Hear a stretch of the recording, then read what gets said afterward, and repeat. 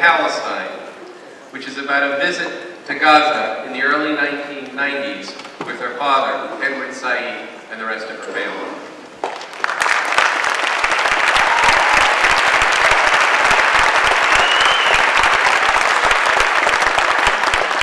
I'm actually very, very honored to be included in this event this evening among these amazing speakers, so thank you very much for having me. I am going to just read a bit of my play, perform I suppose, but I wanted to give a little bit of a background to it. I was raised in New York City. My father was one of the most outspoken Palestinian Americans.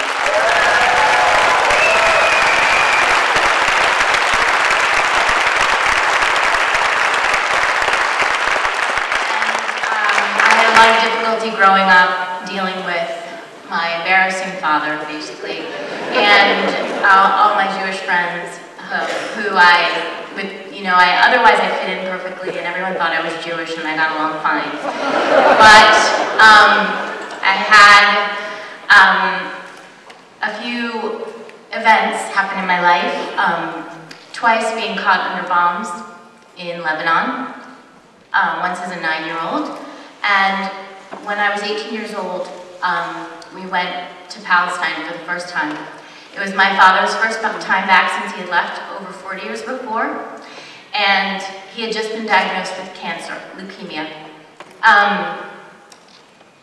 I did not want to go on the trip. I was completely opposed to having anything to do with the Middle East, unlike the rest of my family, but the trip changed me. So, I just wanted to give you a little warning that this is the voice of a teenager. But I think the most important thing about this is that the more I performed it, the more I realized that just describing my experience of going to Gaza in 1992, which was a long time ago, it shows for people something that they don't even know exists. The conditions there are unbelievable, and I never knew how to find my voice, and I insist I'm an actress and I'm a writer, but I think we all have a responsibility to use whatever means we can or have at our disposal to tell people what we've seen, and that's why I've written this play. So, without further ado, I will read you the section on Gaza. We go to Gaza. My mom has told me I have to wear a skirt there, which is no problem for me. I have tons. Then she says it can't be really short. So I decide to wear a blue crepe Agnes B skirt that my parents have given me for my birthday. Long by my standards at the time, it hangs just above my knees. I have on suede shoes from some fancy store on Madison Avenue.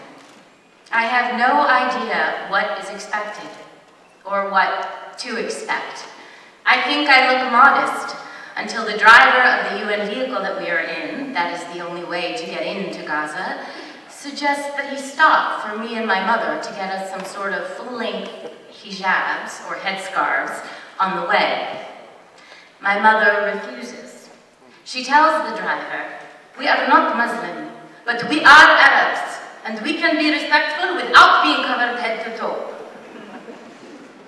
Driving through the hot desert, I realized that yes, it is beautiful here, and that maybe I can understand why people fight over the land, but I also realized that it is hot, oppressively so, and divided by settlements on hills and language and skin color and headdress and all sorts of really arbitrary things.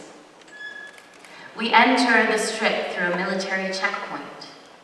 There are tons of army posts and intimidating soldiers manning stations all over the area, and more barbed wire than I have ever seen in my life. Daddy comments, "This entrance gives the place the appearance of an enormous concentration camp." We are searched, cleared, and let through. I take pictures as we drive into Gaza's Jabalia camp. There are people everywhere. place has the highest population density in the world, Daddy tells us.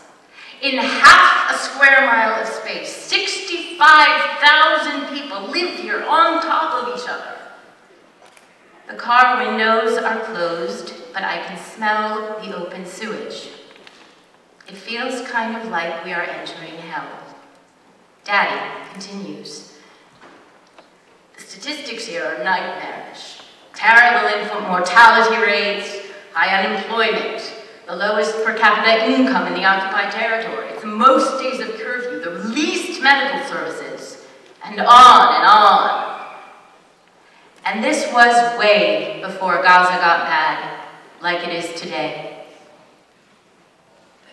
Despite my mother's insistence that my outfit is fine, I feel very conspicuous and alienated from my people as I descend from the car.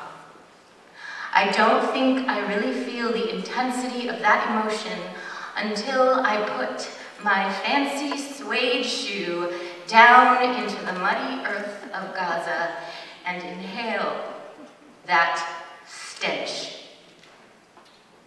At that moment, I truly realize that I have absolutely no idea about anything.